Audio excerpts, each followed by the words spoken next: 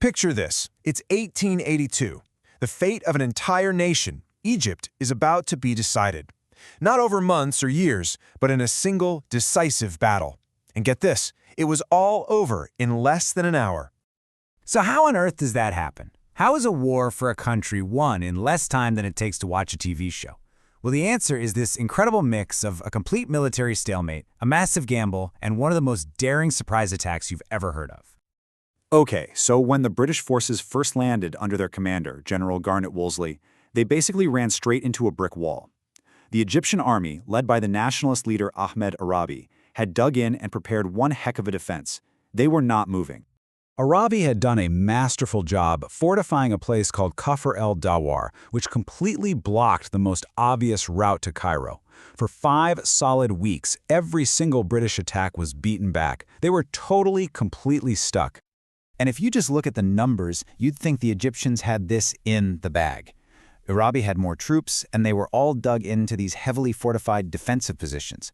Wolseley knew that a straight-up frontal assault would be a complete bloodbath. He had to find another way. So, with the front door completely barred, Wolseley started looking for a back door. And his solution was a huge, risky gamble that was about to change the entire war. That back door was, of course, the Suez Canal. It was the only other real way a big army could get close to Cairo. But here's the thing. It was supposed to be neutral territory, this vital international waterway. Attacking through the canal was a politically explosive move, and ʻUrabi was pretty confident the British wouldn't dare. And this is where it gets really interesting. Ferdinand de Lesseps, the French diplomat who basically developed the canal, he gave ʻUrabi his personal word of honor. He promised the British would not be allowed to use the canal zone for an invasion. That single promise would prove to be absolutely fatal. Because ʻUrabi, he believed him. Trusting that promise, he left the canal completely open, totally undefended. So on August 20th, Wolseley just sailed his entire army right through it and landed without a single shot being fired. In one move, that whole 5-week stalemate was suddenly irrelevant. So now the British are behind enemy lines, but they're facing a new, heavily defended position at Tell El Kebir. To avoid getting bogged down again, Wolseley knew he had to do something radical, something nobody would ever see coming. And the plan he came up with was, frankly, as brilliant as it was insane. British spies and scouts found a critical weakness, a tiny detail in the Egyptian defenses. It turns out, while the defenders were on high alert all day, they didn't post any lookouts or patrols out in front of their trenches at night. This one little oversight was the key to Wolseley's entire plan. The plan was just breathtaking in its simplicity. No fancy flanking maneuvers. He was just going to march thousands of soldiers across the open desert in pitch-black darkness in total silence. They would get right up to the enemy trenches, wait for the very first glimmer of dawn, and then charge. So, in the dead of night on September 13th, you have thousands of British soldiers creeping across the sand, trying not to make a sound, waiting, just waiting for the signal.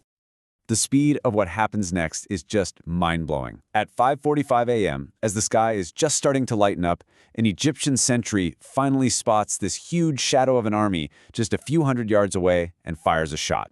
1 minute later, the entire British line is charging, and by around 6:45 a.m., it's done. The whole thing is over. The battle for Egypt was won. The Egyptians, many of them exhausted after being on alert all night, were just completely and totally overwhelmed. In a weird twist, the smoke from their own frantic shooting actually helped hide the British as they charged. Before the Egyptians could even form a proper defense, the British were already in the trenches with them, bayonets fixed. It was a complete and total rout. The results of this 1-hour fight were just shockingly lopsided. In that single hour, the destiny of Egypt was written for the next 70 years. Let's look at the casualties. Total British soldiers killed in the attack, 57. And on the Egyptian side, it's estimated nearly 2,000 were killed. On top of that, the British captured 58 of their artillery pieces. The collapse was absolute. British cavalry just rode straight into Cairo, which was now completely undefended. And just like that, the war was over. The British put their preferred ruler back in charge, and they began a military occupation of Egypt that would last for over 7 decades.